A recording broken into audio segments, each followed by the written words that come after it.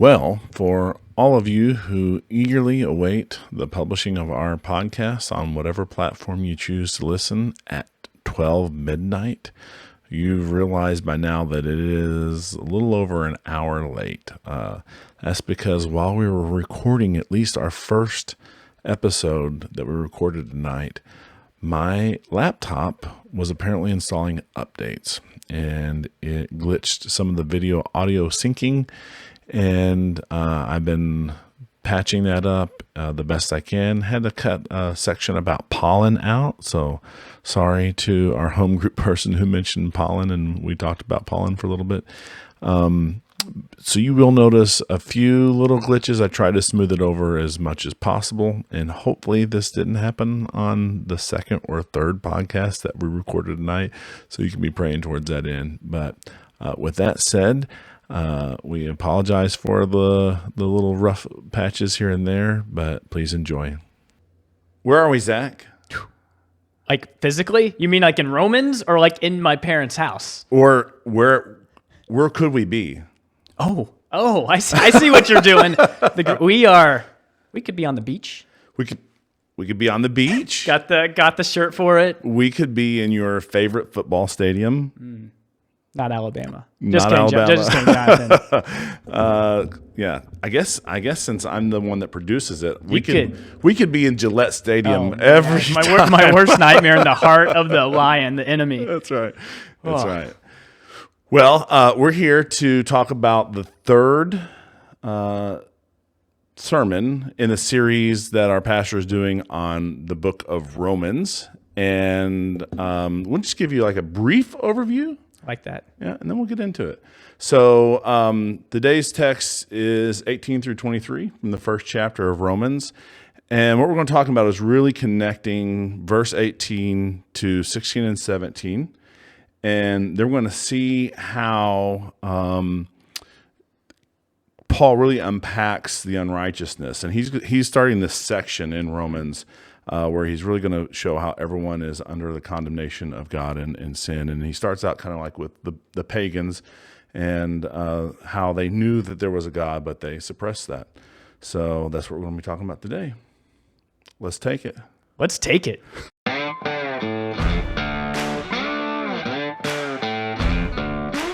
From the hearts of the Low Country in South Carolina, it's the Take Two podcast, where we take theology to the next level. Romans 1, 18 through 23. Our pastor he always starts off with the illustration. In fact, he does good. Chris said Joel will always have a story at the beginning of his sermon and at the end of his sermon. And then the last time I preached, I was like, I got to have a story at the beginning of my sermon. Got to grab people and the end of the sermon. So he starts out talking about this guy. Handsome guy. He is a very handsome guy. Solid mustache. Man.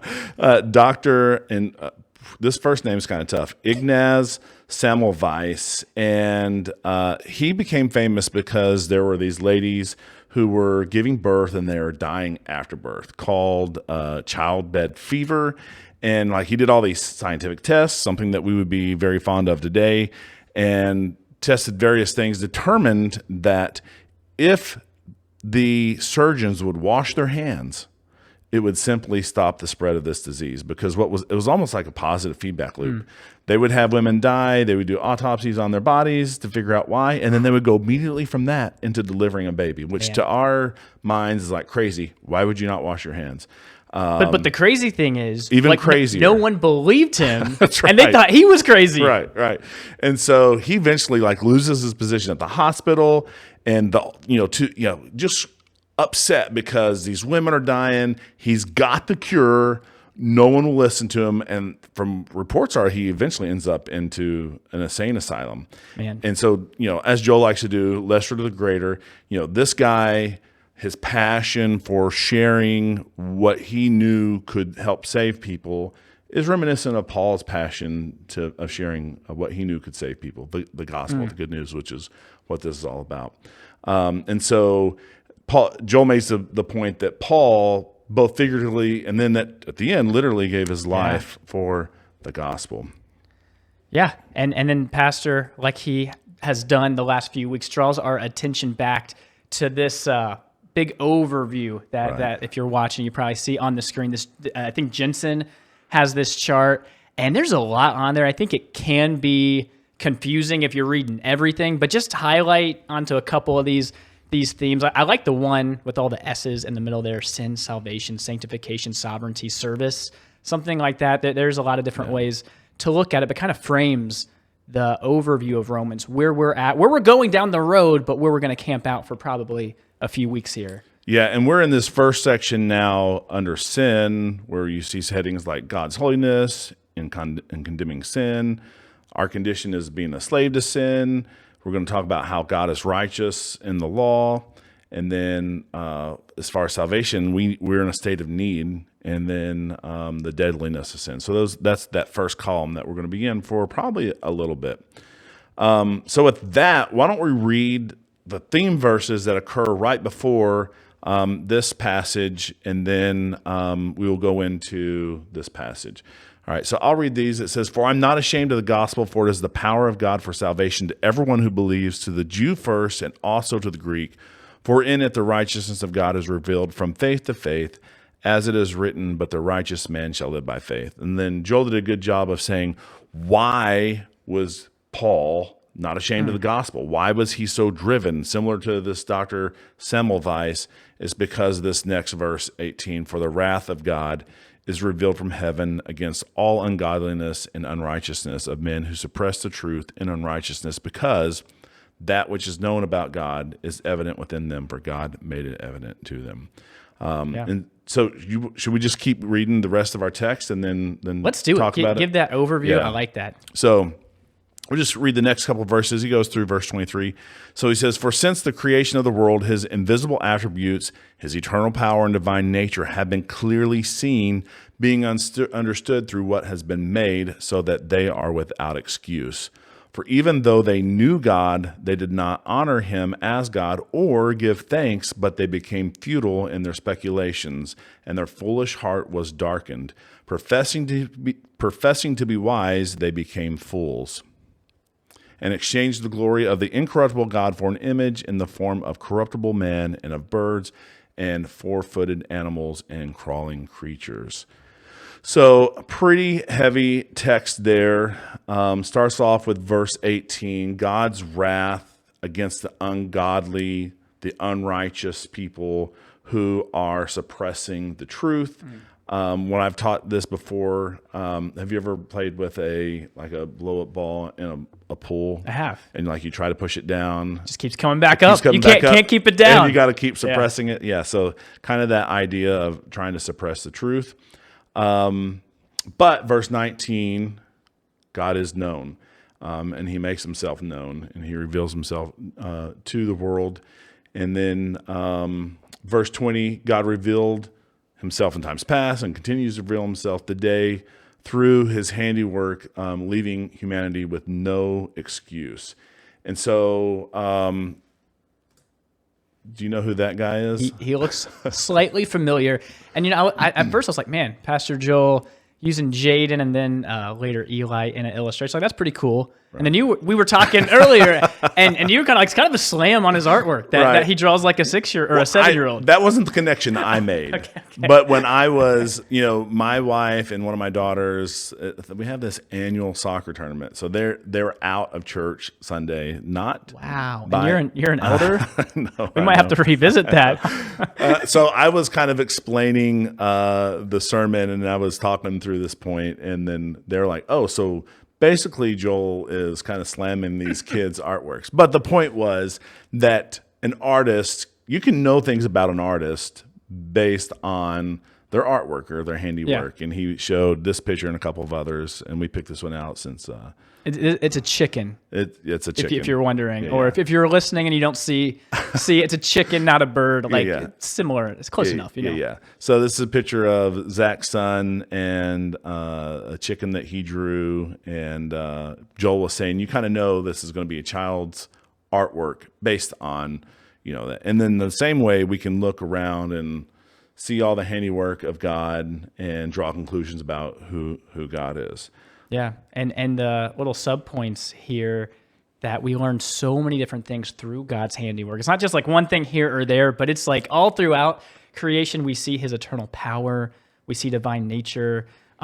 We see, everyone looking around. It's evident, not only looking around to them, but inside them. Right. People feel that it's through creation and through the conscience that we know there is a creator. It's just like overwhelming. Everywhere you look, you can see that. Absolutely, yeah. And and then he would point this out lots of times, that the psalmist says that the fool has said in his heart, there is no God.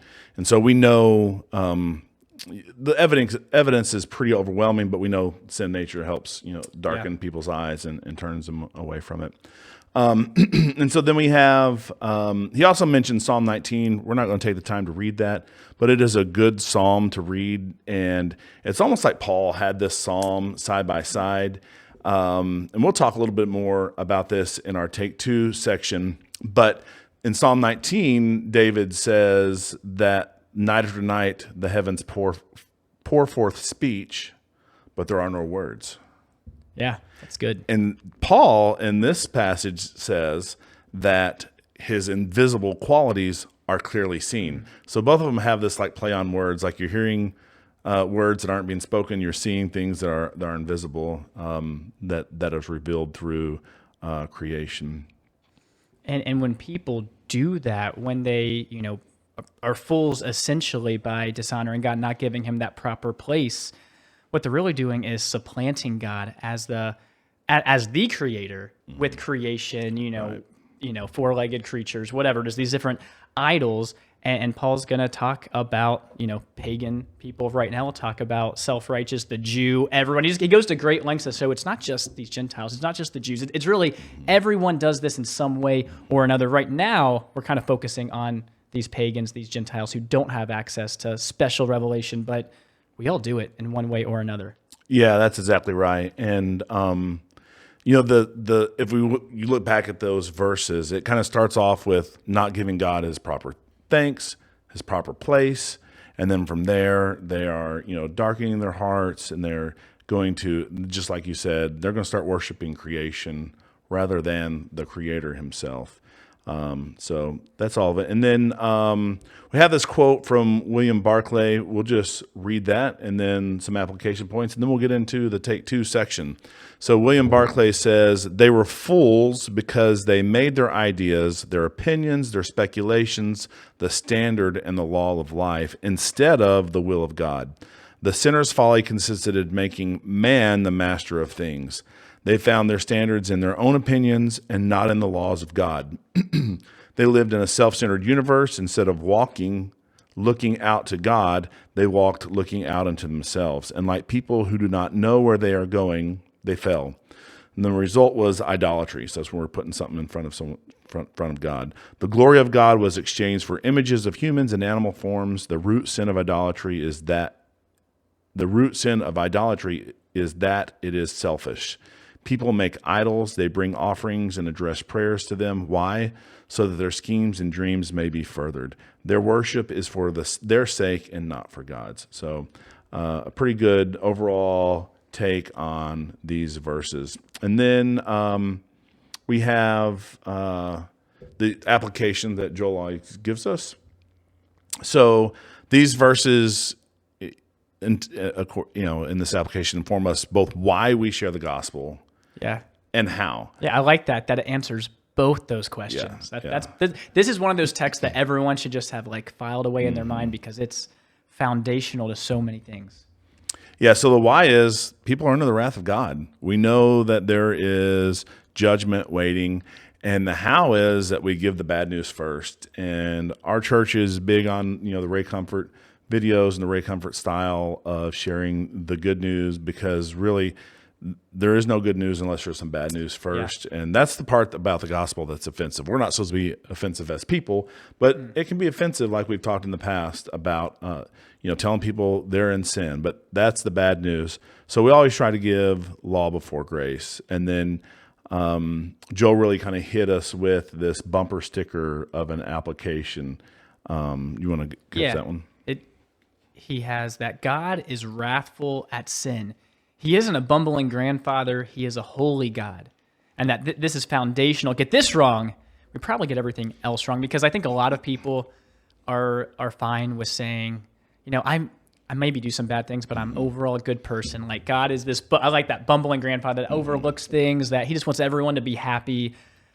But that's not what Scripture says. Right. And if there is no offensive element to it, you're probably not sharing the gospel right. If your only thing you say is that, man, God loves you, has a plan for you. You need, if you're not bringing up that sin, you're probably missing that point. And then from there, man, how you live your life, that is such a trajectory in such a crazy way. And it's really the core of the Bible. So if we're, it's like the centerpiece, it's the hub of the story of the word. So it affects so many other doctrines. If you're going to get everything is connected. I like the way, I think Joel said it this way too, that it's not like some people, if you get this wrong, you're kind of like, God's kind of lucky that I'm on his team, or he's like lucky to have me. It's like, wow, you think that way. That changes everything. And I think a lot of evangelical broad strokes professing Christians would kind of think that way. It's like, man, how lucky. They maybe wouldn't word it that way, but it's how they live and how it touches these other doctrines. Right. Yep, that's good. Another application was knowing the bad news gives us a greater appreciation of the gospel. And I say this a lot. I've said it before on this podcast, but really every time we hear the gospel, I feel like your heart should just get warmed up, because I always think, wow, that's my life. That's my story. That's how God saved me. And if your heart doesn't just kind of get warmed up when you hear the gospel, you might want to do a heart check and make sure that you are saved.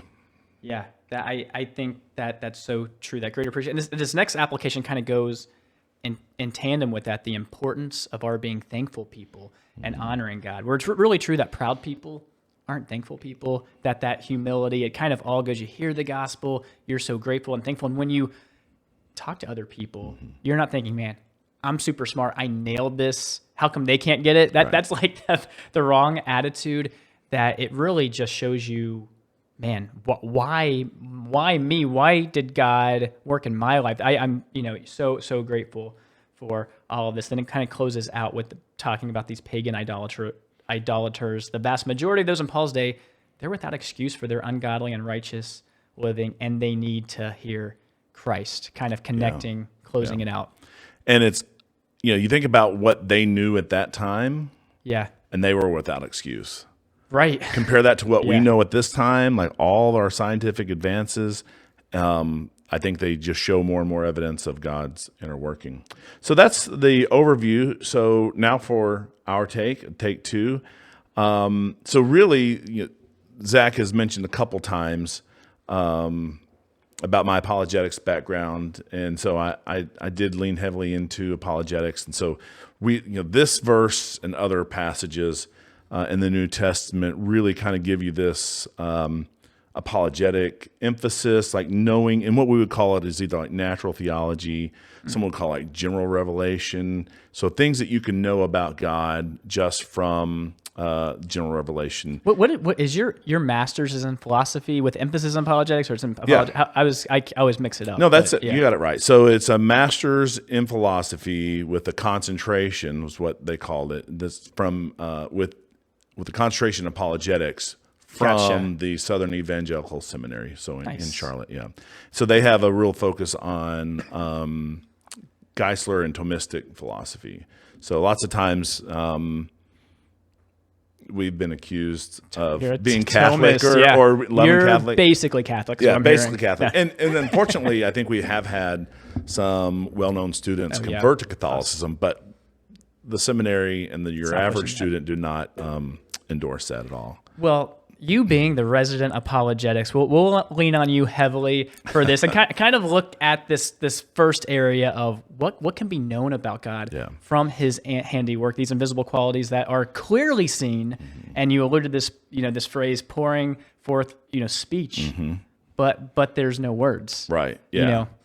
Yeah. So when I taught this to the youth group, I came up with some memes that I'll show there, and then it's like me trying to see those invisible attributes, or me trying to hear those speechless words. Where are they? But so, and I think some of the big three, and I thought we'd probably only talk about two of the big three.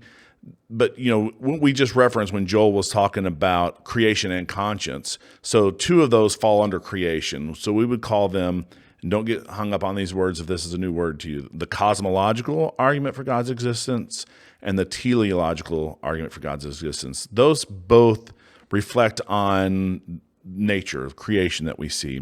And then another argument is the moral argument. And, sometime maybe we should give our testimonies on here or something. But when I was, 17 and struggling with do I think God exists, it was really an argument that I was just thinking something is here.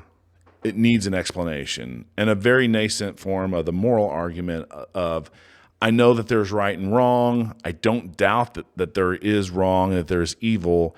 And if that is the case, there's got to be some type of lawgiver. I wouldn't have worded it that way.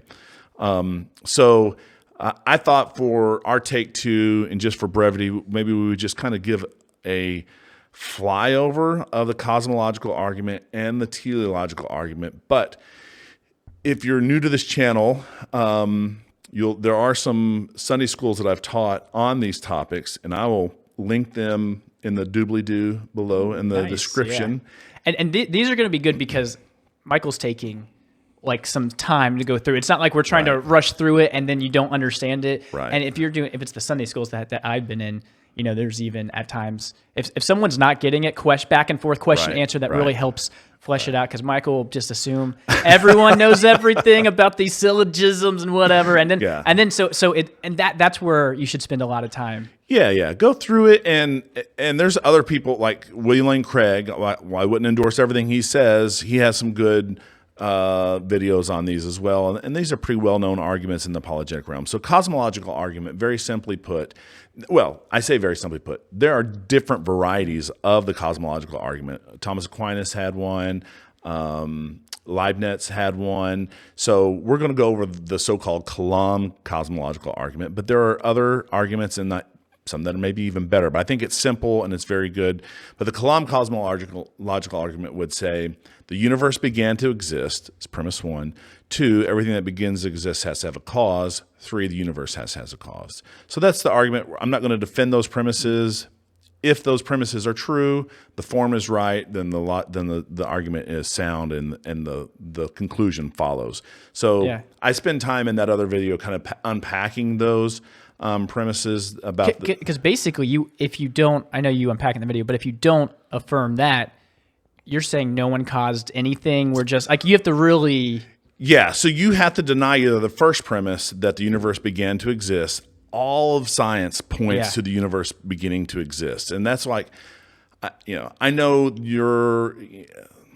a lot of Christians don't like this term Big Bang, but it really is. I liken to it like a sword that's just laying there for us to pick up and start wielding it against atheists, because the Big Bang was like this derisive term that I think the astronomer Hoyle came up with when they realized that all of these red and blue shifts were showing the universe is expanding. And so if we wind the clock back, there's a beginning. And that like what you're saying is that's kind of a win for creationists, because there is a beginning. Yes. Whether you agree on the other details, it's like if you can get to that point with someone, that opens the door where a creator is not a crazy idea, because you kind of have to have something creating this. Right. So if it begins to exist, then you really have two options. Either nothing caused it, which is worse than magic, or something caused it. And if something causes it, now you can ask, is that something a what, or is it a who? Yeah. And the odds are in favor is that it's a who, because if it was a what, like a force or something impersonal that can't make a decision, then why wasn't the universe created 90 billion years ago, or for our young Earth creationists, 10,000 years ago? So wherever you fall, it's not going to be a what. So it's going to be a who.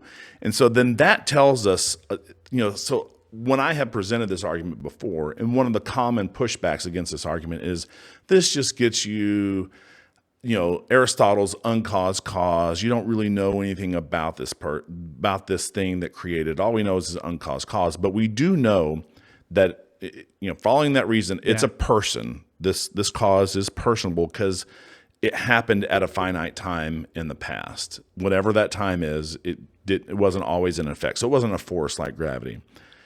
That cause is, I'll use the pronoun himself, uncaused, because if he is caused, then it just pushes the chain back one link. Right. At some point, there's got to be a uncaused start. Cause. Right. Wherever, right. Exactly. That person is timeless because a non-timeless entity cannot be uncaused because they're going to be changing. They're going to be going through changes. So again, I unpack some of these reasons why that's the case. But if time and matter and space and energy all came into existence at that time, that person had to be above those things. So they are immaterial. They don't have extension in space. They don't rely on energy like we do, like electricity and stuff like that. And they're timeless. They're powerful. Yeah, they have to. That has to be. So this is like one of those areas where, I mean, as you go down and maybe iron out some of these specifics, you're going to differ with a materialist or atheist on some level, but we can lean into a lot of what they believe. We don't have to, totally, fight science. I think there's a bad rap where it's like, we got to go against science. When it's like, no, the Bible makes sense. Science is our friend. Scientists may not be our friend, but science is our friend because all truth is God's truth. So if we lean into some of this stuff, I think then we can get it. And so that is, in a nutshell, just a thumbnail sketch of the cosmological argument. And those are some of the invisible attributes that can be clearly seen if we think well about general revelation. Now, I'm not saying that just everyone comes to all of those conclusions just by looking at creation, but I think if you study hard and you're not allowing sin to kind of interrupt that, then I think you can come to those conclusions from the cosmological argument. Yeah, and maybe you have personal experience with this. I feel like if someone is honest with themselves, they can tell there is a God where it's really not truth that's holding people back a lot of the time, that they're suppressing it in unrighteousness, where there's like this active, their will is overriding intellect kind of thing, where it's like, man, the truth is there. Maybe you don't like it, and so you're going to steer it a different way. That's usually the issue, I think. I don't know. If you're having these conversations with someone, they sometimes drift away from truth a little bit because they're like, I kind of want you kind of see that underneath everything. Yep, that's exactly right. So then the other major argument that we kind of derive from looking at creation is, it's been called the fine-tuning argument, maybe the argument from design. William Paley called it the blind or the watchmaker's argument, not the blind watchmaker. Sorry, that's Dawkins. Dawkins coined that term, and it just slipped right out. Kind of like Heisler slips out sometimes. Okay. But right. And so the fine-tuning argument, there's different forms of it. So William Lane Craig kind of has the most recent form of it, and he really is going to key in on the constants in our physics equations that describe the universe and our initial conditions. So like the initial conditions of very high energy, but not too high energy, very low entropy, the constants, like the gravitational constant, all of those things. And it's very wildly fine-tuned. In fact, I listen to William Lane Craig's podcast. Again, I don't support everything he says, but I find it instructional to me. And the one that came out the day we're recording, he is reviewing some dialogue between Sam Harris and Neil deGrasse Tyson. Are both of those like extreme materialist? Basically, right? Yeah. They're both materialist, and so they're actually talking about this fine-tuning argument. And the first guy who's already left my name, do you remember? Sam Harris, because he's like very deterministic. It's so materialist. You don't have a free will at all because And so determinism wrote his book about determinism. He was determined to write that book. Right. All those words had to be there. Right. But so Sam Harris was saying, well, how we, he thinks that the fine-tuning is the best of the arguments for God's existence, but still a bad argument, because we could just suppose there's a multiverse. And so the scientists do this to try to get around this very crazy fine tuning, and I could throw numbers out there at you. They're not going to make sense. They don't make sense to me, and I have a degree. My bachelor's is in mathematics. You can't comprehend these numbers, but they appeal to this multiverse, and there's a couple ways that the multiverse can be appealed to. So there's a couple different things that are. So there's one that says that the universe generator is adequate enough that it throws out a bunch of different combinations, and somehow it is good enough to throw out a combination like our universe. The other one, which is kind of even more, is that the universe creator, this multiverse, whatever's generating all these universes, throws out infinitely many universes of all different types of these constants. And so you could have, it's like if you looked at all these equations, you stacked them up and you had like sliders for the constants and sliders for the initial conditions, then you have something that's generating it. One, we have no evidence that a multiverse exists. I don't know how we would have evidence of it from within inside our universe, but there's nothing that's like pointing to a multiverse. The second thing is the multiverse really just pushes us back one step, because Borg-Guth-Vilenkin theorem, sorry to throw that out, but it says anything that on average is expanding can't be past complete. And so basically it's a way of saying, even if you put multiverse in there, you have to have a finite beginning. So it still falls prey to the cosmological argument. And then something has to have well-designed this multiverse generator, so that all these different types get thrown out. And then William Lane Craig will throw out Boson brains. Go look at his stuff. I'm not going to go through that. But basically his point is, in throwing that out, is that the universe that we see is not the most common universe that we would expect to see if there was a multiverse generator. So even if there is a multiverse and we're generating all these multiverses, then there's other ways of getting at it. So I know that's good. When I think of multiverse, I think of like, Spider-Man. It's like and I can't think past that. So this was great. Yeah. So if you're tracking in that, probably all that stuff was, I understand and if you're not, it's like probably a foreign language. So there are resources out there. So let me quickly hit on some other ways that the fine tuning is argued. Hugh Ross wrote Improbable Planet. Again, it's pretty in-depth science, but this is a book I was listening to on Audible. I would be driving to work crying. Wow. Because he's talking about, I would just be like overwhelmed with what all God did to bring about our planet. And he goes from the grand scale of stuff that we were kind of talking about, but there are super large clusters or galaxy, and all in our down to our solar system and our Earth, all the things that make Earth unique, and how unlikely this planet is to exist in any solar. Because you always hear these numbers. We have all these galaxies, all these stars, all these planets. But he's like, he kind of shows the math at why that still breaks down.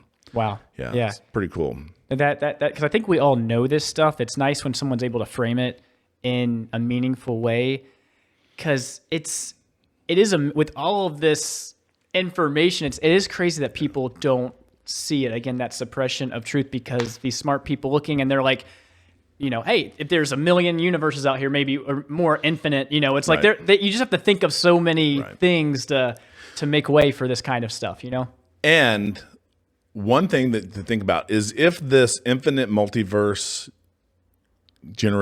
universe generator exists, we have had this very conversation an infinite number of times. And there's also been an infinite number of times where you are a Tom Brady fan. I don't. And that's reason enough. And I'm a LeBron James fan. Not that you're a LeBron James fan. No. So everything that could happen has happened an infinite number of times, and will continue to happen. So it's like it borders on proving too much. Like, it's just absurd. So then the other kind of way that we talk about the fine-tuning argument, or the argument from design, is kind of from the intelligent design aspect. And Michael Behe and others have done a lot of work on discrediting neo-Darwinian synthesis evolution, because evolution can be used a bunch of different ways. So we're talking about the common descent from a single ancestor through small genetic mutations. And he wrote this book called Darwin's Black Box, basically saying at Darwin's time, all they thought the cell was a blob. We've looked into it. He talks about the irreducible complexity of these flagellar motors on these protozoans, and it overwhelms, it boggles. Like there's 30 mechanical pieces at a microscopic scale. Take any one of those out, the thing doesn't work. There's no way this can evolve because they all have to be present all at the same time for this to have any benefit, survival benefit. So lots of different ways that we can argue for the fine tuning. So pretty cool. No, that's super cool. And then we took a little bit of time. I'll fly through this, outsourcing some of our work to our home group, fellowship group that meets every other week, and just taking time to talk about where we see God's divine power, his eternal power just manifested. You don't have to look that hard, even if you have traveled anywhere. Just seeing that diversity, we got some answers all over the place, which just speak to the prevalence. And I knew that they probably would not answer like I just spent 10 minutes answering. So I thought, like, I want to balance. We want to balance this out with what your general Christian might think. What anyone can see. We had people talk about, going to the west side of the country, you see the Rocky Mountain Range. That is striking. If you're over here in Charleston and you don't see a hill is a big deal. I look at those bogs, and those those low country mud water, and I just get overwhelmed with the sense of who God is. When you go out remotely, looking up in the dark skies, Chris said it's not twinkle, twinkle, little star. These stars are magnificent, powerful. You can see their beauty. Looking at a sunset. People talked about their aquarium, even how fish take care of their eggs by moving them in their mouth, and these like little intricate things you don't think about unless you're looking at a fish here. So many things going on behind the scene. I'll let you describe this one about scavengers. Because it's vile. So Trey, who mentioned the aquarium, was like, "Oh, y'all probably make fun of me." I was like, "Okay, well, this is what you'll really make fun of. I'll give you the answers you'll make fun of." Because I was in Arkansas one time driving, taking an exit on the off ramp. I see this roadkill armadillo. It's sitting there, and there is a vulture devouring the armadillo. Not too bad yet, but the vulture had its head inside the body of the armadillo, and it had gone through the backside of the armadillo to start eating, the insides of it. And I was just thinking, how gross, but in one sense, how beautiful. Like, God designed all types of scavengers and decomposers, and there's a circle of life, and there is an animal in God's economy that will take care of that, so that we don't have, we're not just littered with armadillo everywhere. Armageddon, just everywhere. Armadillos, huge problem in the Mid-South. I don't know if when I was in Tennessee, there was armadillos everywhere. Right, and they've spread out here. And if you've ever tried to kick one, it's like a little concrete ball. It's insane. It is. It's crazy. Man, they also we're probably running long on time. Enough about armadillos. DNA, looking at the scale of the galaxy, some of these staggering numbers, the challenges of even in art recreating what God has done. Looking at the ocean, it's like we probably could go on and on. Right. People are probably thinking at home of these different ways. The point is, it's prevalent. It's everywhere. You can look infinitely out. You can look microscopically. You can look everywhere, and it's there. So closing out here, I thought this would be interesting thing to talk about. So Romans, this passage tells us that they knew God, but suppressed the truth. I just did a Blue Letter Bible, type in know God, look to where there were passages. Do you like the Blue Letter Bible? Oh, dude, I love Blue Letter Bible. Yeah, if you don't know me, it's great. It's a free tool where you can just do these great word studies and look stuff up pretty easily. But Paul, in several places in Scripture, talks about unbelievers actually not knowing God. So it's like here they clearly perceive God, they know God. But in places like 1 Corinthians 1:21, he talks about God in his wisdom made it to where the unbelievers don't know God. And Galatians 4 says something similar, that they don't live like these Gentiles who don't know God. 1 Thessalonians 4 as well says the same thing. So how can Paul go on and on about, hey, these people don't know who God is, but then here, this foundational paradigm setting kind of text, they do know God. Yeah. How do we reconcile that? What kind of things should we think through? Because there's tension on one hand, and then on the other hand, it's like, okay, what does this word or phrase "to know" entail or mean? Yeah, I mean, I think the easy answer, like, and maybe you have some other thoughts, is that Paul's using "know" in two different ways. Yeah. Like I would. More experiential and more just like random. Yeah. I would take the passages from that you mentioned in Corinthians, Galatians, Thessalonians to be an experiential knowledge, like this covenant relationship kind of thing. Yeah, and there's also, every time that there are this word foreknow. Yeah. Happens a lot, but whenever it's paired up with God's foreknowledge, it's always the object of that is people. That's a huge point. Yeah. Because that word people can run crazy, but you're right. When it's connected with God, there's a relationship. Right. It's meaningful. Yeah. Right. So I take Paul to be kind of saying the opposite of that. Like these the ungodly, the Gentiles, the Greeks, or however he wants to put it.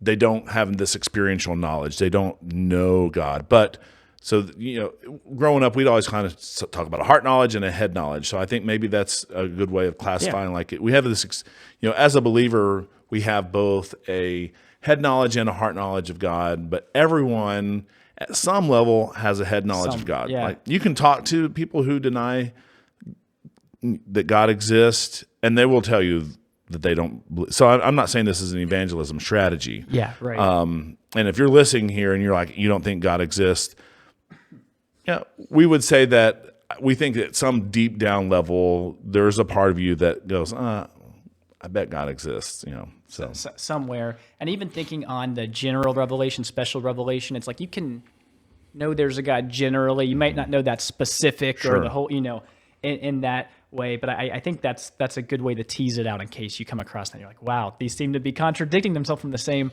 author. And then one other question, because this is good. This is the really hard thing to think about. We should think about this, but you think about someone in a remote area, they don't have access to scripture. They kind of grow up in a tribe or whatever, and they're worshiping some sun god or whatever it is. It's almost like they don't have a shot. They have no hope. What do we do about that person or the person 300 years ago who their life is like within 7 square miles, who they're going to marry, where they're going to church? They're kind of stuck. Why aren't they off the hook? Or what happens to them? Yeah. Those are good questions. I think people have asked those a lot. I think there's this general consensus throughout the New Testament text that we are to go and make disciples. Yeah. And if those people were safe, we might say, don't tell them about the gospel, because then if they decide not to accept God, now they're no longer safe. So I think that the Bible's clear that, in this passage we just saw, they're without excuse. And if you turn to Revelation towards the end and you're at the great white throne judgment, then the people are judged according to their deeds. Yeah. So I'm going to say something that sometimes gets some looks, but people don't go to hell because they rejected Jesus. They go to hell because they're criminals in God's court of justice. They have sinned against the holy God, right? So we go to heaven because we've taken a pardon that's available through Jesus. So you can think of it even on our court system. No murderer is in prison because he or she refused to take a pardon. Yeah. They're in prison because they committed a crime. Mm-hmm. And so it happens to be that all humanity are criminals. We all deserve this divine prison sentence, and he has offered a pardon. Yeah. Yeah. And so I think that's good. And going back to how this passage sets the stage for everything, everyone's a bad person. I mean, everyone's broken God's law. And I think on the flip side, God and his graciousness, I don't think this is a rule, but you hear about people in Muslim countries having dreams. I think God can and has worked in these supernatural ways. It's not that that's the norm that's going to happen to everyone who's never, but Right. God is gracious and merciful a lot more than he needs to be too. Right. But I think the onus is like, man, you should be supporting missions at your church. Like we need to be involved in this. It's not optional, because that's a hard reality where you're right. No one has an excuse, no matter what situation, because they have broken God's law. Real quick, if you skip ahead to Romans 10, it says, faith comes from hearing, hearing by the word of God. Blessed are the feet of those who bring good news. And I think it's clear that the normal way that is carried out are you and me and missionaries, whether we're in, Jerusalem or Judea, Samaria, the other parts of the world, like wherever we are sharing the good news. That's the normal way. But like you said, that doesn't stop God from sending an angel, sending a vision to someone that's in a remote place who is seeking Him. God can give them the gospel that way. I wouldn't rely on that to relieve us of our missionary duties. That's not the normal way. Yeah, and we'll get to this later on, so we don't need to talk about it. But man, I love that Romans 9 and 10 are back to back, because it's like, man, these hard truths about God's sovereignty, and then in 10, these are the means that He uses, where God is sovereign, but He uses you and me to go to these people, and we can kind of rest in that. So maybe that's a good place to pause it. I have a couple other questions, or at least one, but I'm sure it'll come up next time. Anyway, we can kind of put it in there. So thanks for hanging with us. Hope the green screen wasn't a total disaster, but that's our take. That's our take. We'll see you next time. Thanks for listening to Take Two. Find us wherever you find podcasts and on YouTube for those who want to watch our videocast.